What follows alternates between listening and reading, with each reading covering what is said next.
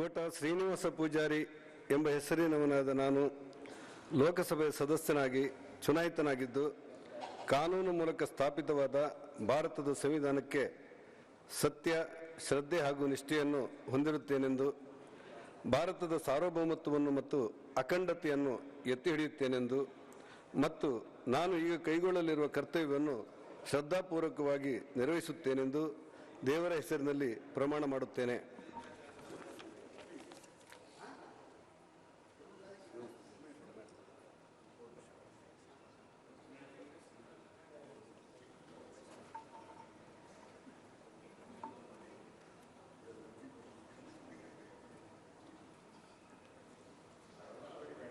Shri Shreyas M Patel.